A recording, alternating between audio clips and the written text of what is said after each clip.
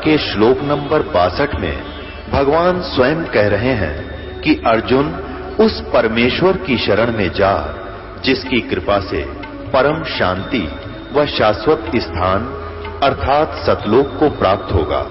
वो परमेश्वर कौन है, कहां है, कैसा है, जानने के लिए कृपया अवश्य सुनिए जगत गुरु तत्वदर्शी संत रामपाल जी महाराज के अमृत वचन।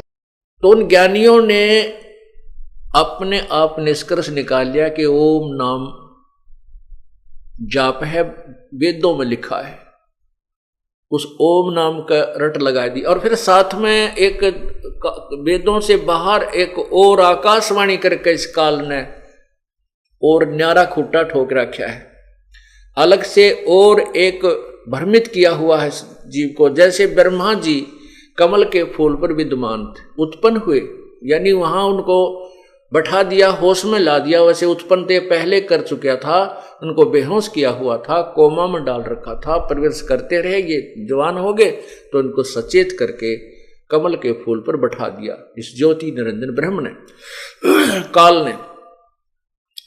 तो ब्रह्मा जी कहता है कि मैं कमल के फूल पर बैठा था, मुझे नहीं मालूम मैं कहां से उत्पन्न हुआ, कौन भगवान है। उसी समय आकाशवाणी हुई कि तप करो तप करो। अब ब्रह्मा ने उस समय तक तो वेद भी ना पढ़े थे, वेद तो बाद में मिले हैं इसको सागर मंथन के समय। तो वो तप करने का आदेश किसका था, ये ज्योति निरंजन काल का। वो वेदों से बाहर का ज्ञान है, जो दंत कथा है, लोक वेद है। और वेद ज्ञान पूर्ण परमात्मा का दिया हुआ, जो ब्रह्म को दिया था। ब्रह्म को 5 वेद दिए थे प्रभु ने, ये सवसम वेद भी साथ दिया था, लेकिन इस काल ने सवसम वेद यथार्थ ज्ञान को छुपा दिया कि कहीं इन प्राणियों को तेरे जाल का ज्ञान ना हो जाए। और केवल 4 वेद बाद में दिए थे। तो उससे पहले तप करने का आदेश ब्रह्म ने कहा। और फिर तप से क्या होता है, सिद्धियां आ जाती हैं। इन सिद्धियों से फिर ये काल अपने रिमोट से अपना उल्लू सीधा करता है। इन ब्रह्मा विष्णु महेश को भी खूब नाच नचाता है। क्या कहा, इसी के विषय में सवसम वेद में परमात्मा ने कहा है, तपो तपो कर वाक्य सुनाया, लो कर चोबल मेरी माया। काल ने कहा तपो तपो, यानी तप करो कह करके एक वचन सुनाया। और फिर कहा अब तू सृष्टि रच, यह शक्ति मैं तुझे देता हूं। वो तपस्या करके उसको बैटरी चार्ज करवा दी, सिद्धियां आ गई ब्रह्मा जी में। आगे फिर वो ब्रह्मा जी के आप पढ़ कर देखो, ब्रह्म पुराण, विष्णु पुराण, शिव पुराण कहते ब्रह्मा जी के कान में तो इतने आदमी पैदा हो गए, जुबान पर तो इतने हो गया, मैं इस कान में तो इतने पैदा हो गए। ये सारी सिद्धि काल ने इसके अंदर फिट कर दी। और उस तपस्या के कारण उसमें सिद्धियां आ गई। उन सिद्धियों से फिर आगे इसने सृष्टि रचना का कार्य शुरू किया। और जब वो सिद्धियां समाप्त होगी तो फिर ये मैथुन सृष्टि प्रारंभ की। इस प्रकार ये काल का जाल है। तो वे ऋषियों ने साथ में, वो ब्रह्मा जी और विष्णु जी ने फिर तप किया, शिव जी ने भी 88,000 वर्ष तप किया। जबकि गीता जी में ये मना किया है कि जो हठ योग करते हैं वो कभी पार नहीं हो सकते, वो मूर्ख लोग हैं। तो ये हठ योग करने की कहां से प्रेरणा मिली, ये आउट ऑफ सिलेबस वेदों और गीता जी से बाहर का है। और उस ब्रह्म ने आकाशवाणी करके ज्योति निरंजन काल ने ब्रह्मा को दिया। इस फिर ब्रह्मा से ज्ञान लेकर के विष्णु जी ने भी 12,000 वर्ष तक तप किया। विष्णु जी ने भी, शिव जी ने भी 88,000 एक ना जाने कितनी बार तप किया, जबकि यह शास्त्र विरुद्ध है। जैसे गीता जी में लिखा है कि अर्जुन, यदि तू एक स्थान पर बैठा रहेगा तो तेरा निर्वाह कैसे होगा। अगर तू हठ योग करके साधना करेगा तो मोक्ष प्राप्त नहीं कर सकता। इसे सिद्ध है कि हठ योग करके तप आदि करना यह शास्त्र विरुद्ध है। शास्त्र विधि को त्याग कर मनमाना आचरण करने से जीव को लाभ नहीं होता।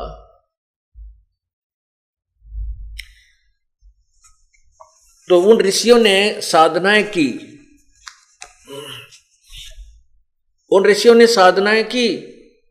तो ब्रह्म कहता है 7वें अध्याय के 18वें श्लोक में कि ये ज्ञानी आत्मा है तो बहुत अच्छी, क्योंकि इनको ज्ञान हो गया कि भगवान भजना चाहिए और एक ही परमात्मा की पूजा करनी चाहिए। अनुपासना से मोक्ष नहीं होता, ना कोई श्राद्ध निकालने से लाभ होता, केवल एक परमात्मा की भक्ति से ही, उसके मंत्र के जाप से मुक्ति होगी। लेकिन ये मेरे वाले ज्ञान इनको तत्वदर्शी संत मिला नहीं, ये मेरे वाली घटिया अनुतम गति में सचित रहे।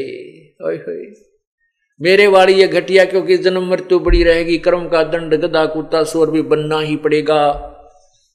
ये घटिया, इसलिए काल ने अपनी साधना को भी अनुतमाम बताया है, अति अश्रेष्ठ अनुतम। 7वें अध्याय के 19वें श्लोक में फिर स्पष्ट किया है कि बहुनाम जन्मानाम अन्ते ज्ञानवान माम प्रपद्ये। बहुत बहुत जन्मों के अंत में कोई ज्ञानी आत्मा मेरे ब्रह्म तक की साधना कर पावे, नहीं तो नीचे की मुलझा रहता है। और वासुदेव सर्वमिति सर्वात्मा सो दुर्लभ है, ये बताने वाला नहीं, इस ब्रह्म से भी ऊपर एक और परमात्मा है, पर ब्रह्म से भी ऊपर जो सुप्रीम पावर है पूर्ण ब्रह्म, वही पूजा के योग्य है, वही सर्व सुखदायी है, वही पूर्ण मोक्षदायक है, वही पूजा के योग्य है। ये बताने वाला साधु तो संत तो बड़ी मुश्किल से मिलेगा, सो दुर्लभ है, बड़ी मुश्किल से मिलेगा। ओए होए, कोटों मध्य कोई नहीं रे झूमकरा, अरबों में कोई गर्क सुनो रे झूमकरा, तत्व ज्ञान कोई ना कह रे झूमकरा, ये पैसे ऊपर नाच सुनो रे झूमकरा। अब तत्व ज्ञान वो जानते नहीं कहीं कहां से, केवल फिर मनी मेकर हो गए, पैसे बनाने के तरीके ठग बना दिए। थारा पितर रुस गया, बारली रुष्ट होगी, इतने पैसे चढ़ा दे, भीतरली रुष्ट होगी, 100 रुपया दर दे। पहले 100 रुपया बहुत कीमत होती थी, 100 रुपया की बहुत कीमत होती थी, चांदी का होता था। आज तो 1000 के करीब हो से 1 रुपया, और उस समय का सोने चांदी के होते थे, बहुत पहले की बातें हैं।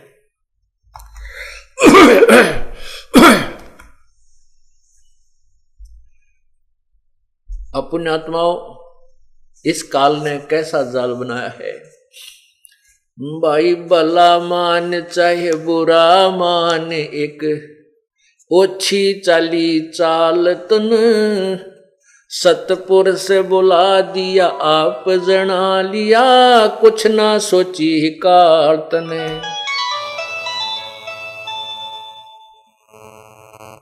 भला मान चाहे बुरा मान, भला मान चाहे बुरा मान, एक ओछी चली चाल तन, सतपुर से बुला दिया आप जना लिया, कुछ ना सोची काल तने।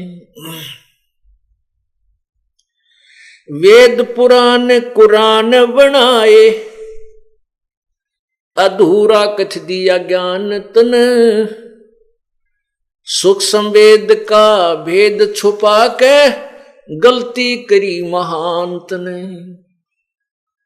वेद पुराण कुरान बनाए, ओछा कछ दिया ज्ञान तन, सुख संवेद का भेद छुपा के, गलती करी महांत ने। ऋषि मुनि निराकार बतावे, साकार कहें पुराण तने, अपनी महिमा आप गाई, ये जीव कहें भगवान तने।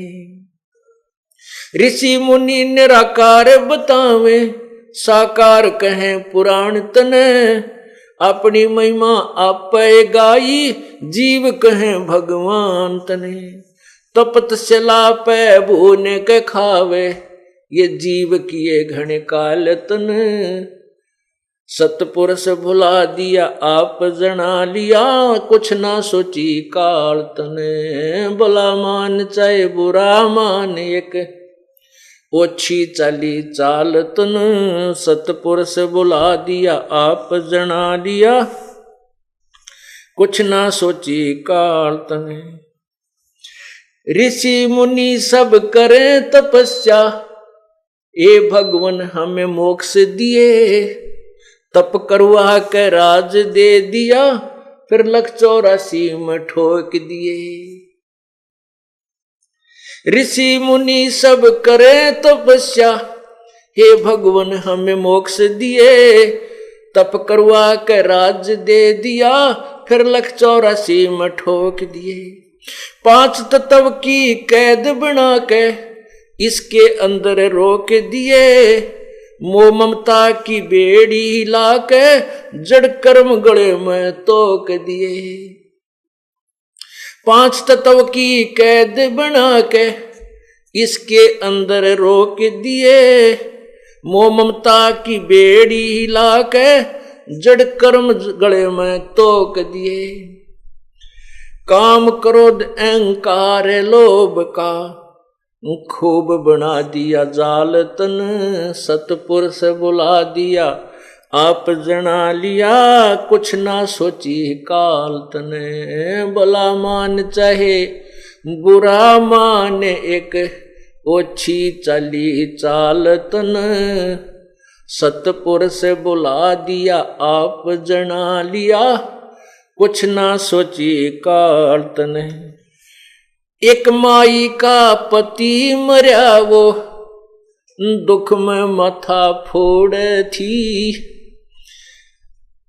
मेरे बेटे की तो खैर राखिए, यूं हाथ तेरे ते जोड़े थी। एक माई का पति मर्या वो दुख में माथा फोड़ थी। मेरे बेटे की तो खैर राखिए, यूं हाथ तेरे ते जोड़े थी। उस दुखिया का एक बेटा उस बेटे पर दिन तोड़ थी। अपने पूत की खैर के लिए तेरे देई धाम को दौड़े थी। उस दुखिया का एक बेटा वह बेटे पर दिन तोड़ थी। अपने पूत के खैर के लिए तेरे देवी धाम को दौड़ थी। उसके आगे वो भी खा लिया, कति करी न टाल तने।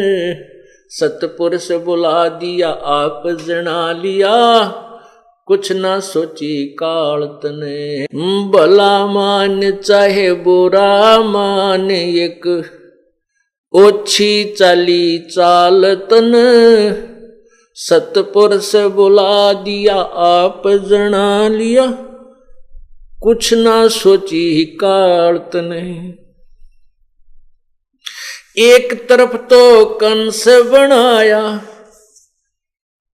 बनाया कृष्ण भगवान तू ही।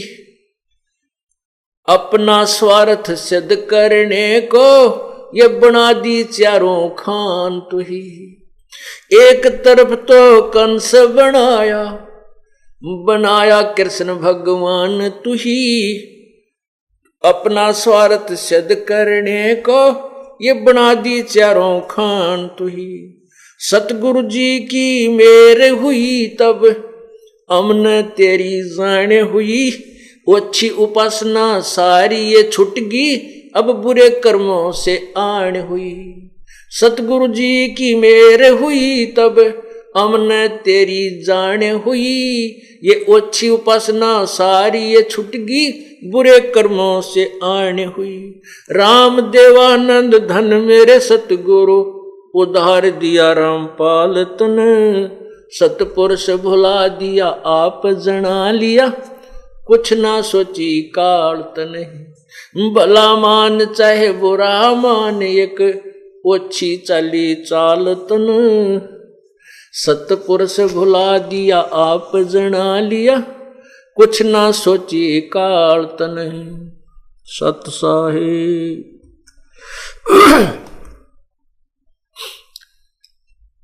अब इसमें इस काल के जाल के का रहस्य खोला है प्रभु ने। परमात्मा के ज्ञान के आधार से ही ये एक पद्य भाग का शब्द है। इसमें क्या बताया है कि वेद पुराण कुरान बनाए और ओछा कथ दिया ज्ञान तने। जैसे वेदों में भी कह दिया कि पूर्ण ज्ञान तो कोई तत्वदर्शी संत ही बताएगा। अब उसने सवसम वेद वेदों के साथ नहीं दिया, जो मास्टर की थी वो छुपा दी काल ने। अब मास्टर वो चाबी मिली नहीं, रास्ता मिला नहीं, तो हम खजाने के चारों तरफ चक्कर काटते रहे।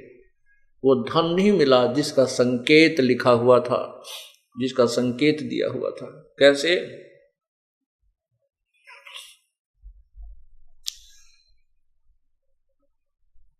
जैसे अभी आपने सुना, गीता जी में भी कहा है कि तत्व ज्ञान को समझने के लिए तत्वदर्शी संतों की खोज कर जो पूर्ण परमात्मा के विषय में पूर्ण जानकारी रखते हैं।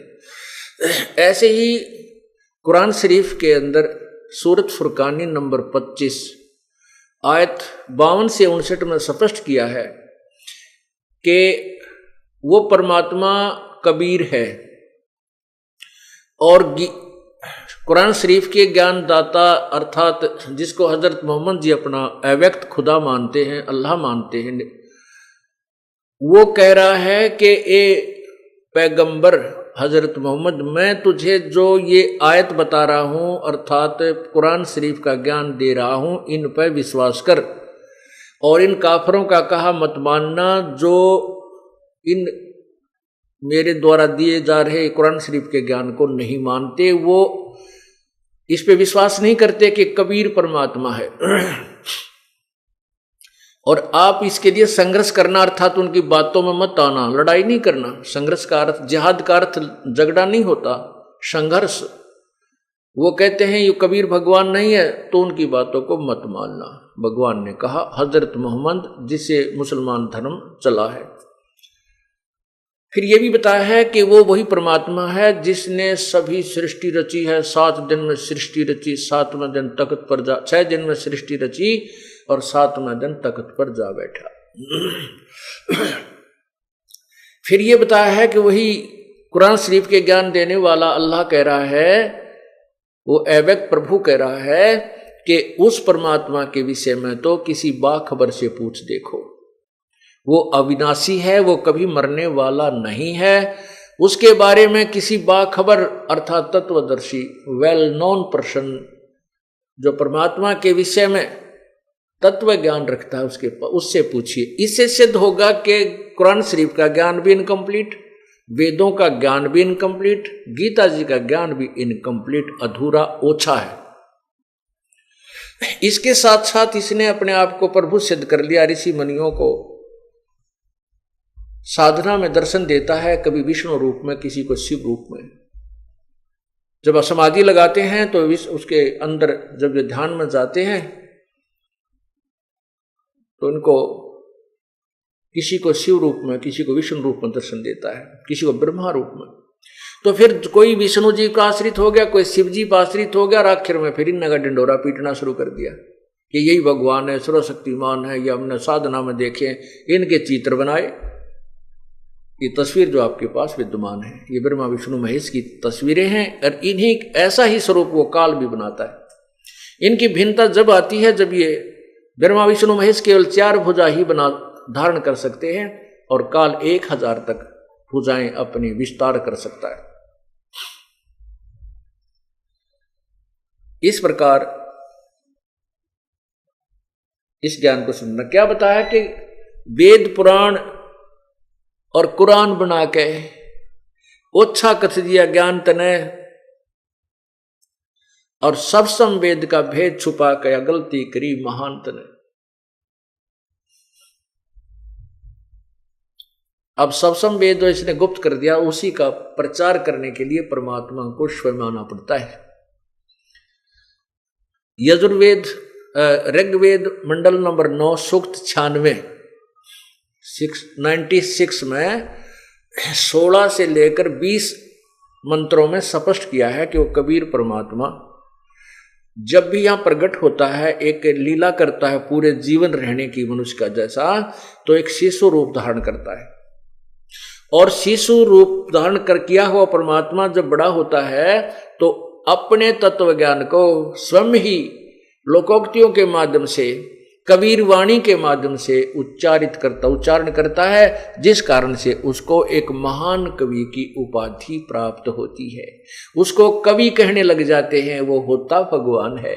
और वो तीसरे मुक्ति धाम में रहता है, अर्थात परमात्मा एक देशीय है और एक स्थान पर रहता है, साकार है। और वहां से वो आकर के स्वरूपांतर करके यहां पर अपनी लीला करता है।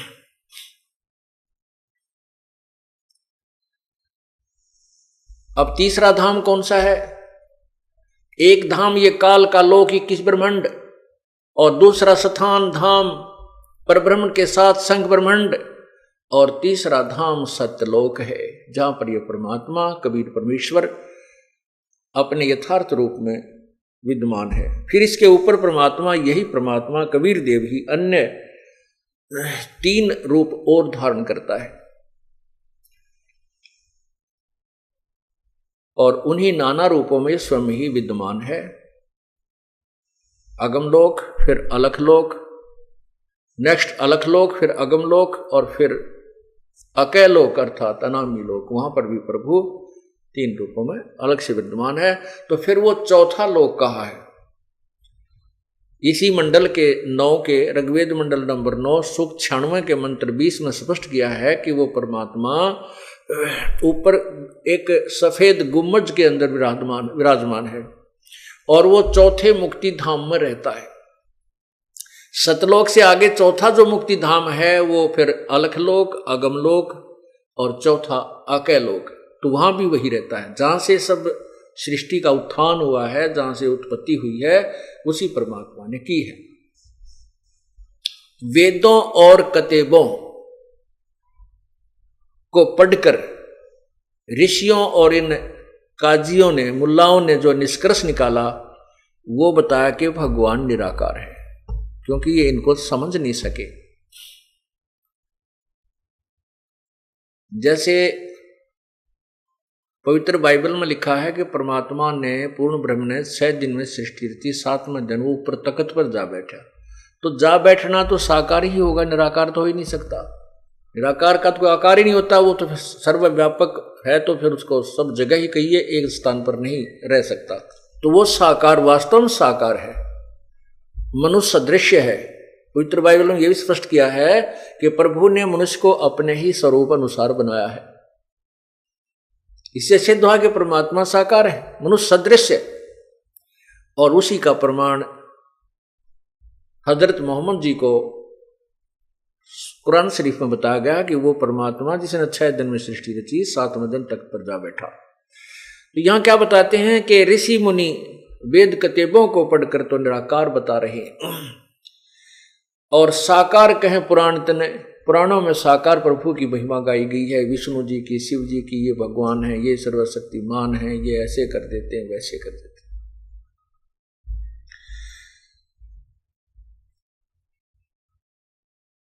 अपनी महिमा आप पर गाई और जीव के भगवान तने। क्या कहते हैं कबीर परमात्मा? ओंकार निश्चय भया इसको करता मत जान, साचा शब्द कबीर का पर्दे माही पहचान। ये ओंकार, ये ज्योति निरंजन तो अवश्य है, लेकिन ये इसको भगवान मत जानो, इसको कर्ता मत जानो, ये सुप्रीम पावर मत समझो, ये ब्रह्म पूर्ण परमात्मा नहीं है। लेकिन इसने अपने नकली दूतों के माध्यम से यथार्थ ज्ञान ना दे करके, नकली ज्ञान, यूजलेस ज्ञान दे करके अपने आप को ही प्रभु सिद्ध करवा लिया कि ब्रह्म ही सुप्रीम पावर, इससे आगे कोई भगवान को नहीं। ये अधूरे ऋषियों की, अज्ञानी ऋषियों की सोच है, वेद के ज्ञाताओं की नहीं हो सकती। क्यों? वेद में स्पष्ट किया है। यजुर्वेद अध्याय नंबर 1 के श्लोक मंत्र 15 में स्पष्ट किया है, अग्ने तनुरसी परमात्मा सशरीर है। फिर 5वें यजुर्वेद के 5वें अध्याय के प्रथम मंत्र में 2 बार स्पष्टीकरण दिया है, एक बार भी नहीं। अग्ने तनुरसी, अग्ने माने परमेश्वर, तनु माने सशरीर, रसी माने है। फिर कहा कि विष्णुवे तवा सोमस्य तनुरसी, विष्णुवे सबके पालन पोषण के लिए तवा माने उससे, सोमस्य माने अमर पुरुष का शरीर है, तनु असी, उसका एक और शरीर धारण करता, जैसे यहां आता है वो अन्य रूप धारण करके एक हल्के तेज पुंज का शरीर धारण करके यहां पर आता है। तो वो अपने पवित्र वेद भी कह रहे हैं, लेकिन वेदों को ना समझ कर ना समझ करके इन ऋषियों ने परमात्मा को निराकार बता दिया। अब इन्होंने साधनाएं की, समाधि लगाई, समाधि में ब्रह्मा विष्णु महेश के रूप में प्रभु को देखा। तो इन्होंने सोचा ये ब्रह्मा विष्णु महेश तो साकार प्रभु हैं ही हैं, और यही फिर निराकार भी यही होगा, यानी ऐसा उलट पुलट उलझ पुलझ और भ्रमित ज्ञान श्रद्धालुओं में प्रवेश कर दिया। अब उसको सेट करने में इस दास का बहुत जोर लग रहा है, क्योंकि ये पुण्यात्मा उस अज्ञान के ऊपर इतने दृढ़ हो चुके हैं, क्योंकि हजारों लाखों वर्षों से वही दंत कथा रटा रटाया ज्ञान सुनते आ रहे। अब इस तत्व ज्ञान को सुनते ही एक बार तो ऐसा लगता है जैसे कुनीन खाली हो,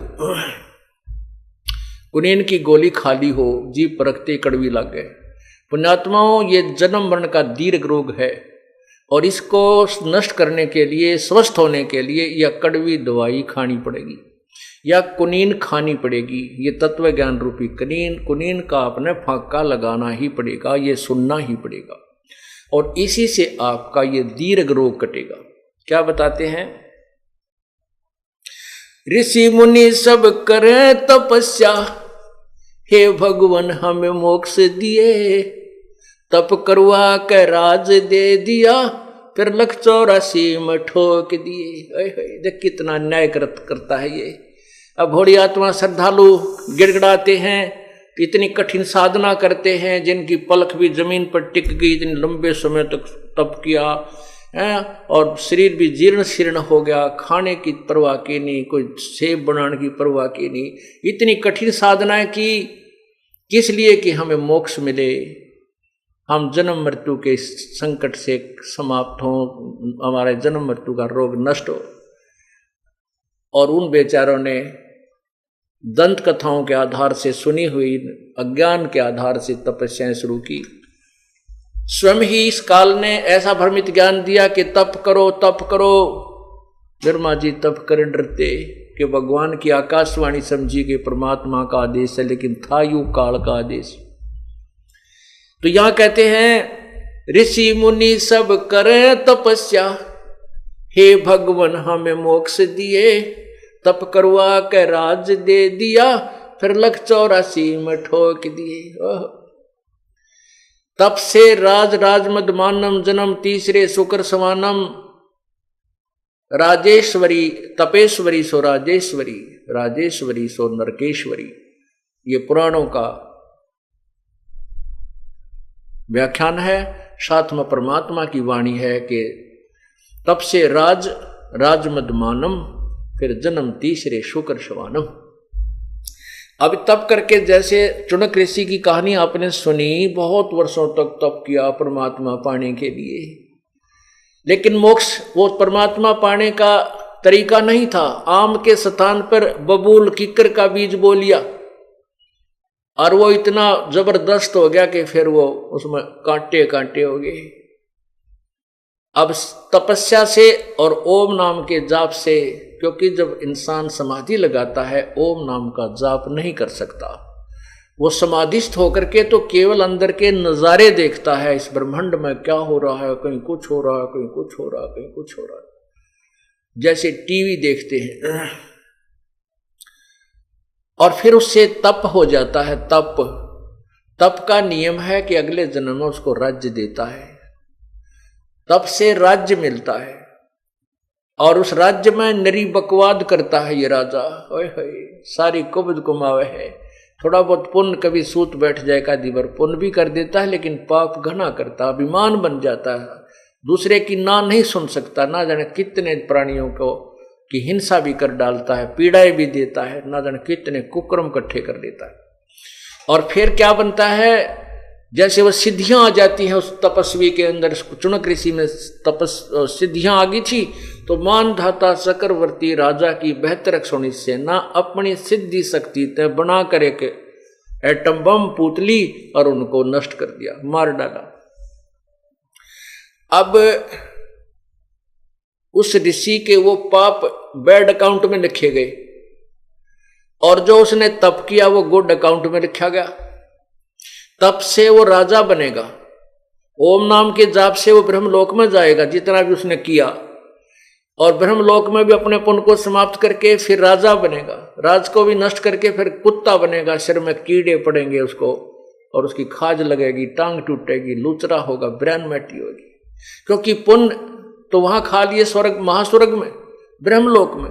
कुछ शेष पुण्य बचे थे जो तप के आधार से वो राजा बन करके यहां मौज उड़ा ली, और फिर आया जब पाप कर्मों का टर्न, फिर क्या होगा कि वो जो बेहतर अक्षौणी जीव मारे थे, सैनिक मारे थे, वो कीड़े बनकर उसी तपस्वी के कुत्ता रूप में जब वो होगा, उसके कीड़े पड़ के उसके सिर में कीड़े पड़ेंगे और वो खाएंगे उसको नोच नोच करके।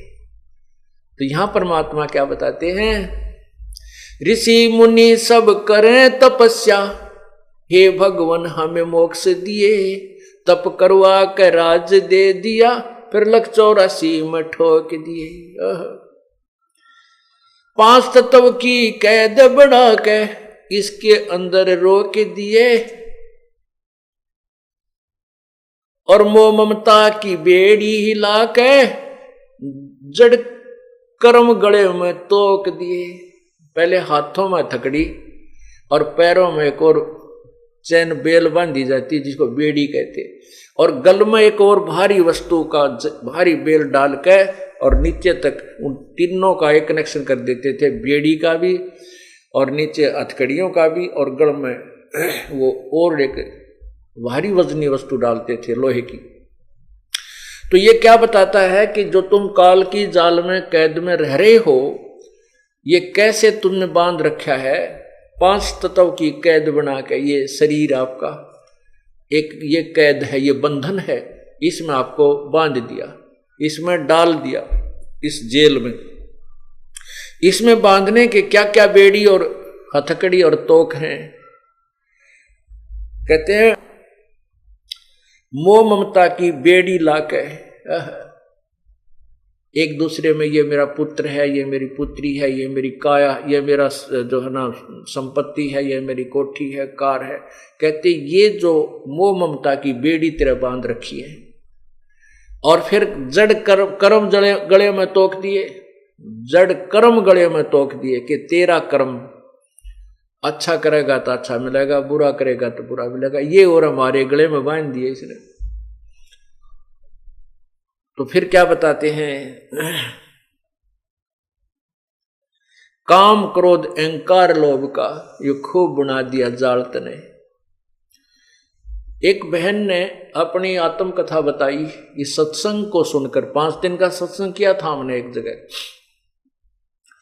तो उस सत्संग को वो सुनती रही, उसमें वो नास्तिक हो चुकी थी। एक सहेली ज्यादा प्रार्थना करके उसको हमारे सत्संग में लाने लगी, फिर उसको रुचि सी बढ़ने लगी, क्योंकि ये ज्ञान वर्तमान में सुने ज्ञान से भिन्न था। जब उस माई ने फिर उपदेश लिया, उपदेश लेकर के फिर इस दास के सामने अपनी वो दुख भरी कहानी सुनाई। वो कहने लगी, महाराज जी मैं कति नास्तिक हो गई थी, और पहले मैं ढेर सारी पूजाएं किया करती थी। मेरे नास्तिक होने का कारण क्या था, उसने बताया कि मेरी शादी हुई थी, एक पुत्र की उत्पत्ति हुई। वो लड़का हुआ 5-4 शादी के भी 4-5 वर्ष के बाद, और लड़का जब छोटा ही था इसके पिता की मृत्यु होगी एक्सीडेंट में। फिर मैंने अपने पुत्र के लिए कि मेरा पुत्र, इसको पालूंगी पोसूंगी पढ़ाऊंगी लिखाऊंगी, पैरों पर खड़ा कर दूंगी, इसकी शादी करूंगी, फिर बालक हो जाएंगे, बच्चा हो जाएगा इसके, तो अपना वंश चलाऊंगी। इस दृष्टिकोण से मैंने अपने पुत्र की परवरिश की और बच्चा जो भी आवश्यक वस्तु जो मैं मेहनत मजदूरी करके जो 2 पैसे कमाया करती थी और जो भी वो मुंह से निकाल देता था मैं तुरंत पूरा करती थी। कहीं ये बच्चा ये ना सोच बैठे कि मेरा पिता नहीं है, मेरा पिता होता तो आज मुझे ये वस्तु ला कर देता। तो मैं उसकी हर इस इच्छा की पूर्ति भी किया करती थी कि मेरा बेटा ये महसूस ना करे कि मैं बिना पिता का पुत्र हूं। जब वो लड़का +2 में पढ़ रहा था, उसने बच्चों की देखा देखी मोटरसाइकिल लेने की जिद लगा दी। मैं बहुत डरा करती थी कि इसका पिता भी ऐसे ही मृत्यु को प्राप्त हुआ था एक्सीडेंट में, और कहीं ये मेरा बेटा मोटरसाइकिल पे मार ना खा जाए। लेकिन बच्चे ने जिद बहुत कर दी। अब उसका दुख नहीं देखा गया, तो मैंने जैसे तैसे उधार सुधार करके वो मोटरसाइकिल उस बच्चे को परचेज करवा दी। अब वो बच्चा अपने एक साथी को लेकर के प्रतिदिन कॉलेज जाने लगा। प्रतिदिन की तरह एक दिन भी वो बच्चा अब रोटी खा के बच्चे को खाना खिलाया, मैंने खाना बना रही थी, और वो अपना मोटरसाइकिल उठा के चला गया प्रतिदिन की तरह। अपने साथी को लिया जो साथ ही मकान था थोड़ी दूरी पर, तो चले गए। मैंने वो 2-4 रोटियां और बनाई। रोटी बना करके मैं सोचीला रोटी खा लेती हूं।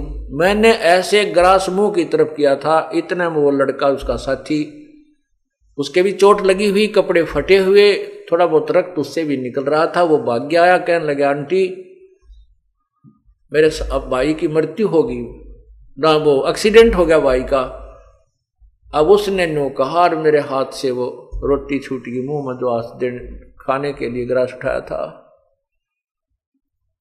अब मैं सिर पे कपड़ा नहीं, पैरों में जूते नहीं, उस बच्चे के पीछे पीछे बहुत बुरी तरह दौड़ ली। उसने स्थान बता दिया था कि वहां एक्सीडेंट हो गया। वहां गई तो वहां मोटरसाइकिल बुरी तरह टूटी हुई पड़ी थी, बच्चा नहीं था। पता चला कि वो किसी हॉस्पिटल, नजदीक ही एक अस्पताल था सरकारी, वहां लेकर गए हैं।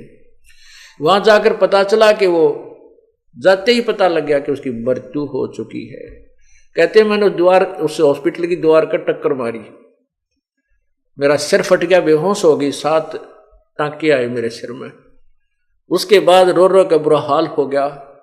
और जितनी भी पूजाएं मैं किया करती थी, ठाक मैंने कुर्डियां पर फेंक दियो, देवताओं की मूर्ति मारती, और वो पितरों की जितने भी पूजाएं मैं करती थी, क्योंकि मैं ढेर सारी पूजाएं करती थी। मैंने कोई स्थान नहीं छोड़ा, जिसने भी जो बता दिया कि वहां भी जाइए वहां भी जाइए, सारे सब पूजाएं मैं करती थी, देवी देवताओं की, ब्रह्मा विष्णु जी की, शिव जी की, हनुमान जी की, संतोषी माता की, शेरावाली माता की, बाबा श्याम जी की, यानी जो भी हरिदास जी की, गरीबदास जी की, यानी जहां भी जिसने मुझे नियर बाई बताया मैं उड़े जाया करती कि हे भगवान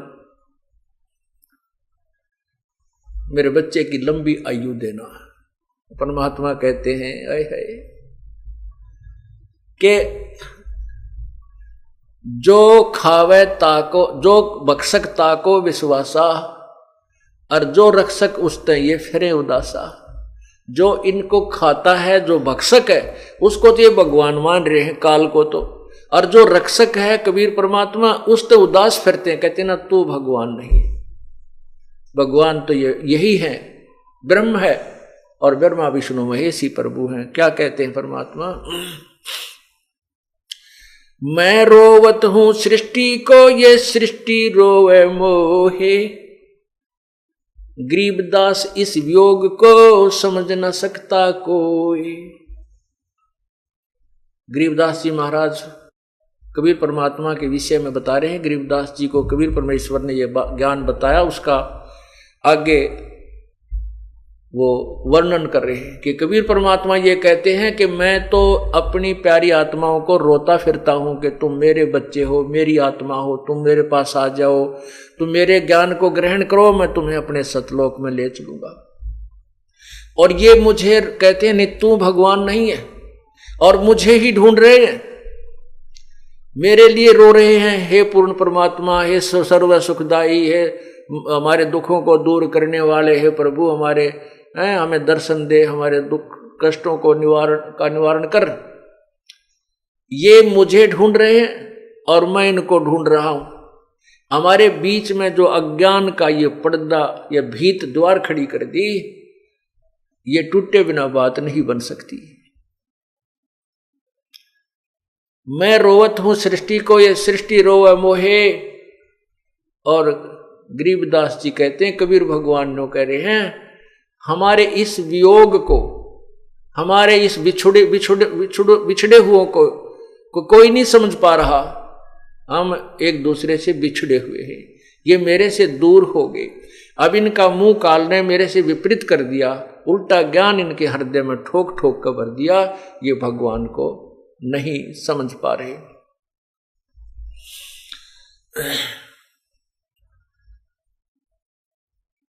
तो यहां बताया कि एक माई का पति मरा, वह दुख में माथा फोड़े थी। फिर उस माता ने, उस बहन ने उपदेश लिया। मैंने कहा, बेटी ये तो काल का भयंकर जाल है, ना जाने कितनी बार ये पुत्र जान लिए, ना बेरा कितनी बार हमने ये चक्कर लगा लिए। और एक बात और विशेष समझ लेना कि परमात्मा की तेरे ऊपर एक विशेष कृपा हुई है। देखो, पुत्र चलो जीवित भी रह जाता तो तय इस काल के जाल से नहीं निकल सकती थी। वो तो जो होना था हो लिया, काल का जो विधान था उसने अपना पूरा कर दिया। अब ये सर्वस्व समाप्त करके भी और तुझे ये मार्ग मिल गया तो समझ लेना तेरा कुछ भी नहीं बिगड़ा है। तेरे ऊपर एक विशेष उपकार है परमात्मा का कि अब तेरी रुचि पूर्ण रूप से प्रभु में लगेगी। ज्ञान समझ में आ गया और कोई मोह ममता का कारण तेरे लिए रहा नहीं।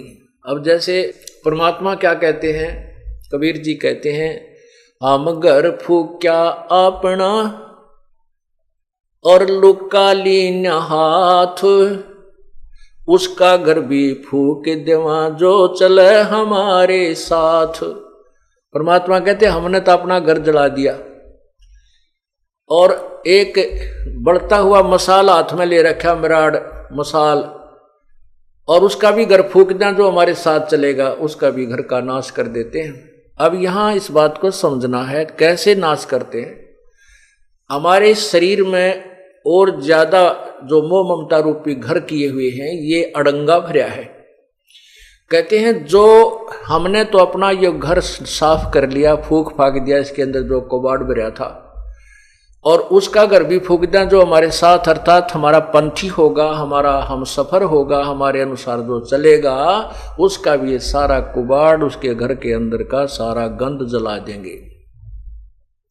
हम घर फूक्या अपना और लुका लीना हाथ, उसका घर भी फूक देवा जो चले हमारे साथ। एक बार श्री नानक जी अपने दो शिष्यों के, विशेष शिष्य थे उनके साथ भ्रमण पर जा रहे थे। एक वृद्धा उनकी बहुत अच्छी सेविका थी, वो उनके वहां रुके, तीनों जने। बुढ़िया ने बड़ी सेवा करी, गायें बांध रखी थी। हाँ, पहले वो जाते थे तो बुढ़िया बहुत ज्यादा समय गुरुजी के पास बैठ करके ज्ञान सुनने में लगाती थी। दूसरी बार जब वो दूसरी तीसरी बार गए तो वह बुढ़िया ने गाय ले ली मोल। गाय लेकर के उसको परवरिश में लगी रहती थी। गुरुजी गए तो उनको अच्छा दूध गाय का, फिर दही मक्खन, खूब सेवा की। और गुरुजी के पास थोड़ी बैठे, गाय के संभाल घनी करे और बैठे जब गाय की चर्चा कर दे। गुरुजी गाय बहुत अच्छी है, इतना दूध देती है, ये तो 2 महीने पहले भी, 1 महीना पहले दूध देना बंद करती है, फिर तुरंत ब्याह जाती है। अब फिर क्या कहती है परमात्मा, जब गुरुजी चलने लगे, सुबह न बोले भगवान करे बुढ़िया तेरी गांव मरियो। ओ ले भाई, ये गांव मरियो, ये आशीर्वाद दे दिया कि परमात्मा रब करे तेरी गांव मरियो। अब बुढ़िया भी गुरु जी के मुंह का ना देखे भाई यू के कया गुरु जी ने अच्छी सेवा करी, दूध पियाया, घी खवाया, गाय कर ये मरियो। तो आगे चल के वो दोनों शिष्य पूछने लगे गुरुदेव आपने उस बुढ़िया का दिल तोड़ दिया, वो तो बड़ी खुश हो रही थी गाय को पाल करके और आपने दुर्शीष दे दी कि उसकी गाय मरे और वो तो बहुत दुखी हो जाएगी। तो गुरुजी बोले भाई फिर बताऊंगा इस प्रश्न का उत्तर, अभी मैं कुछ नहीं दे सकता। अब वह तीसरे दिन गाय मरगी बीमार होकर, गाय मरगी बुढ़िया 2-4 दिन तक दुख पाई, फिर वह फुर्सत होगी तो पहले तो वो नित्यनेम सुबह का जो गुटका भी ना कर पावा थी, उस गाय मुड़जी पुड़ज रह जाती, दिन मरण के रह रहे थोड़े कति बुढ़ा पावर या कोडी कोडी चालर गां के चिपटी रही थी, भजन ना करे थी। तो फिर वह बुढ़िया ने वो भजन का समय खूब मिल गया, अपना अच्छा भजन करे सुबह शाम दोपहर दिन में भी, उलगी सी होगी। फिर गुरुजी आए 2-1 महीना के बाद। अब उन चेलों को ये हो रही बुढ़िया जाते बोगरा मारेगी भारत, तू खड़ा आ गया मेरी गांव मरगी, आशीर्वाद दुर्शाशीष दे के गए थे। तो जाते ही बुढ़िया ने बड़ी सेवा करी, खाट बिछाई, बैठाए गुरुदेव को। तब परमात्मा गुरुजी ने पूछा कि बुढ़िया सुना कुछ भजन सिमरन ठीक बन रहा है, बिलाजी मौज होगी, और आपका जो वचन फल गया वो गां मरगी व गां ना मरा होता मैं मरूं, अर्थात मैं अधूरी जाति मेरी भक्ति नहीं बनती प्रभु व गां की मृत्यु होने से, और मुझे भजन का समय मिल गया, आपने मेरे ऊपर बड़ा रहम किया। तो परमात्मा ने कहा बुढ़िया उस समय तक तने मैं बहुत बुंडा लग गया, जब तक तुम अंदर अंदर खूब गाल दे थी मेरे ती बताइयो किसे गुरुजी हुए मेरे पशुओं ने मार कर राजी है, कहा जी एक बार तो मन में खोट आया था, परंतु बाद में समझ में आई।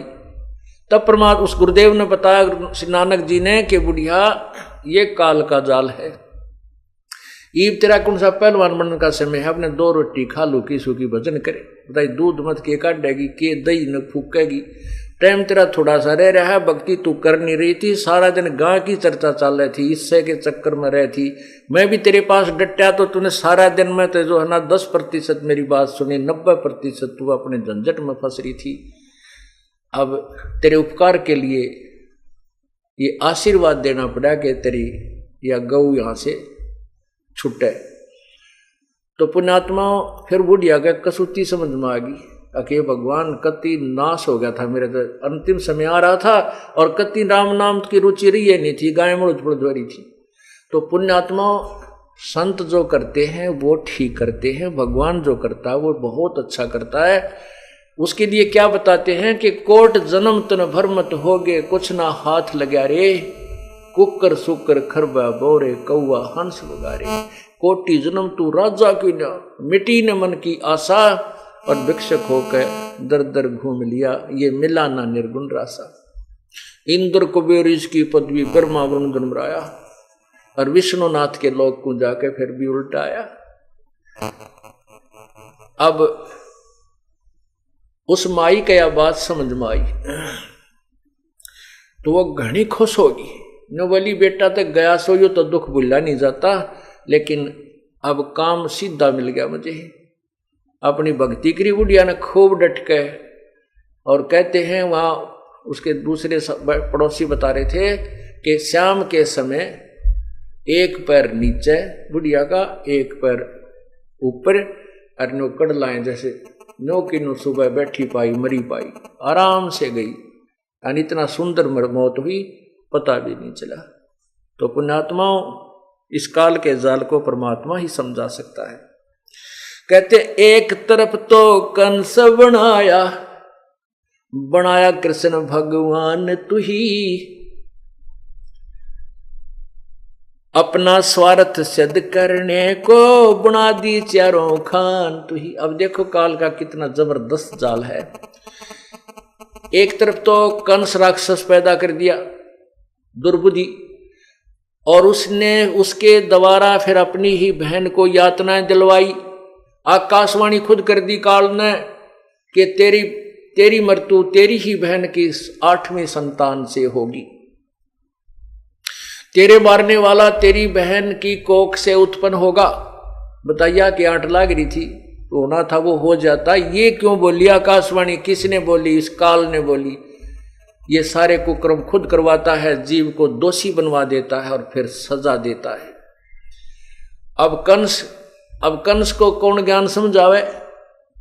कंस एक तरफ तो उस आकाशवाणी को सत्य मान रहा है कि जो उसमें कहा वो सत्य है कि तेरी मृत्यु तेरे ही बहन की 7वीं यानी कोख से उत्पन्न हुई संतान से होगी।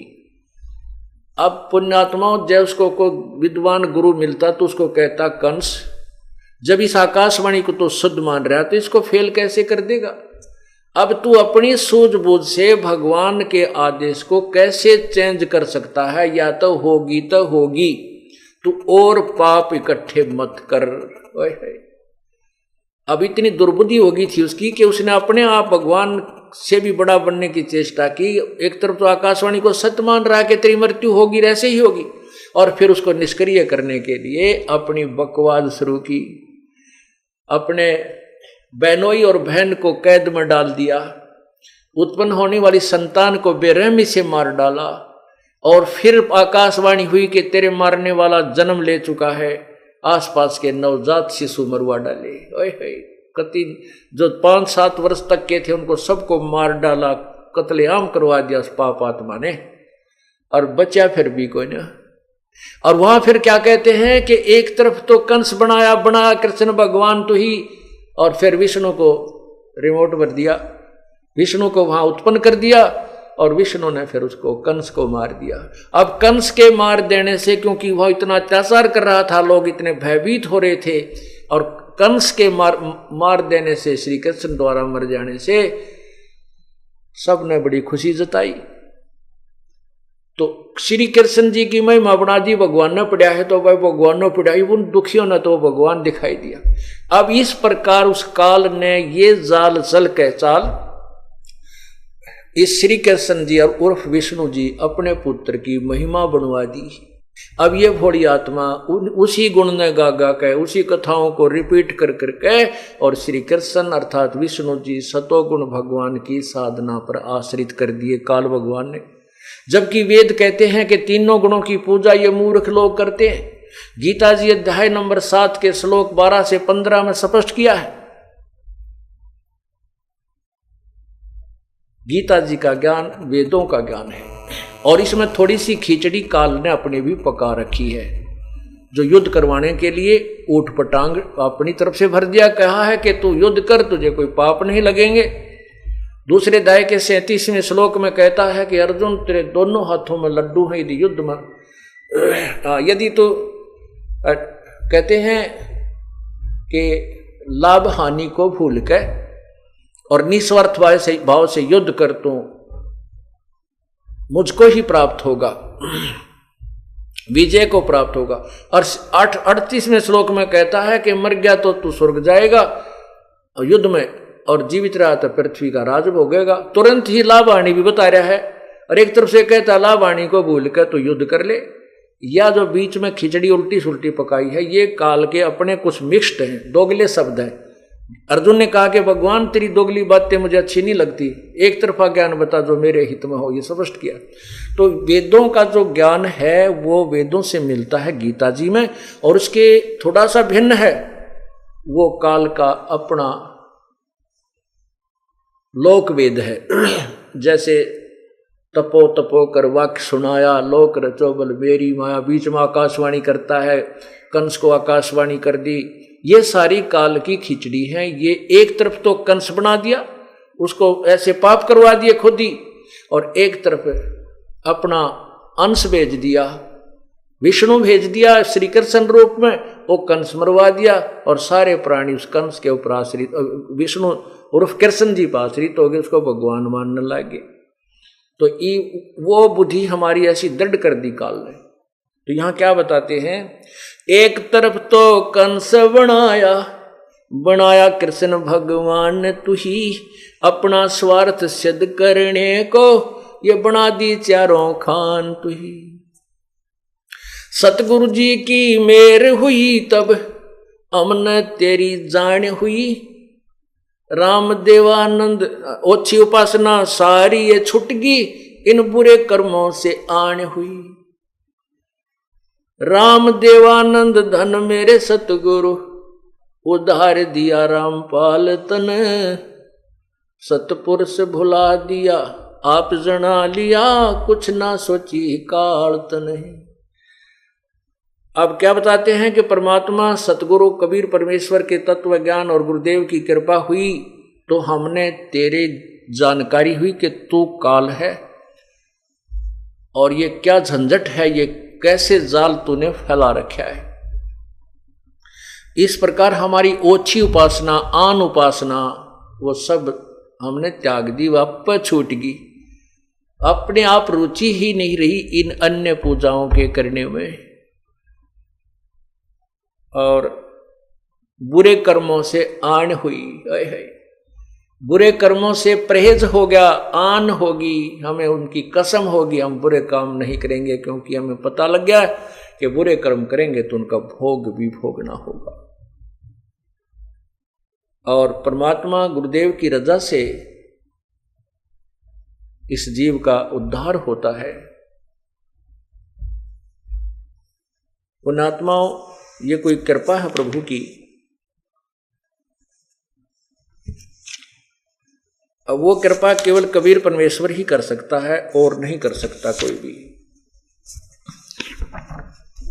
हमारे सब दुखों का निवारण करने वाले भी कबीर परमेश्वर ही है। हमारे संकटों के निवारण करने वाले भी प्रभु कबीर जी हैं, अन्य नहीं कर सकते। संकट मोचन कष्ट हरण हो, मंगल करण कबीर के आगे शरण तेरी। संकट मोचन कष्ट हरण हो, मंगल करण कबीर के आगे शरण तेरी। पहले तो मोह ज्ञान नहीं था, प्रेम होया ना तेरे में। पहले तो मोह ज्ञान नहीं था, प्रेम होया ना तेरे में। दीन जान के माफ कीजियो, खता हुई बिन बेरे में। दीन जान के माफ कीजियो, खता हुई बिन बेरे में। अनगिन अवगुण भरे मेरे में, ये माफ करो तकसीर के आगे शरण तेरी। संकट मोचन कष्ट हरण हो, मंगल करण कबीर के आगे शरण तेरी। जम्बुक वाली रात 84 आन गिरा हूं झेरे में। जम्बुक वाली रात 84 आन गिरा हूं झेरे में। ऊंची ऊंची लाई छलांगा, यत्न किए बहु तेरे में। ऊंची ऊंची लाई छलांगा, यत्न किए बहु तेरे में। काम क्रोध अहंकार लोभ की, ये मोटी जड़ी जंजीर के आगे शरण तेरी। संकट मोचन कष्ट हरण हो, मंगल करण कबीर के आगे शरण तेरी। कर्म कुसंगत बहुत किए, वो जाते हैं नहीं कहे। कर्म कुसंगत बहुत किए, वो जाते हैं नहीं कहे। आके आप संभालो सतगुरु, लख 84 में जाहे बहे। आके आप संभालो सतगुरु, 84 में जाहे वहे। जन्म मरण के कष्ट सहे, अब मेटो जन की पीर के आगे शरण तेरी। संकट मोचन कष्ट हरण हो, मंगल करण कबीर के आगे। गुप्त रूप में सब काज सारते, जो भी विपता आन पड़े। गुप्त रूप में सब काज सारते, जो भी विपता आने पड़े एक दिन दर्शन देने होंगे, दीन दयाल नो नहीं सरे एक दिन दर्शन देने होंगे, दीन दयाल नो नहीं सरे तुम बिन पापी नहीं तेरे, मेरा अवगुण भरा शरीर के आगे शरण तेरी। संकट मोचन कष्ट हरण हो मंगल करण कबीर के आगे शरण तेरी। संकट मोचन कष्ट हरण हो मंगल करण कबीर के आगे शरण तेरी। प्रेमी पक्षी दुखी होते हैं जब भी छुड़ जा रात पड़े, प्रेमी पक्षी दुखी होते हैं जब भी छुड़ जा रहन पड़े, हम युगों युगों के बिछुड़े फिरते कैसे अब मन धीर धरे, हम युगों युगों के बिछुड़े फिरते कैसे ये मन धीर धरे, जैसे जलबन मीन मरे मेरी ऐसी हुई तासीर के हो आगे शरण तेरी। संकट मोचन कष्ट हरण हो मंगल करण कबीर के आगे शरण तेरी। संकट मोचन कष्ट हरण हो मंगल करण कबीर के आगे। रजा तेरी से दादू नानक जी का सतलोक में वास हुआ, रजा तेरी से दादू नानक जी का सत्यलोक में वास हुआ। 100 प्रश्न उत्तर कीने तब धर्मदास को विश्वास हुआ, 100 प्रश्न उत्तर कीने तब धर्मदास को विश्वास हुआ। भगत के कारण ख्वास हुआ जागी सुल्तानी की तकदीर के आगे शरण तेरी। संकट मोचन कष्ट हरण हो मंगल करण कबीर के आगे शरण तेरी।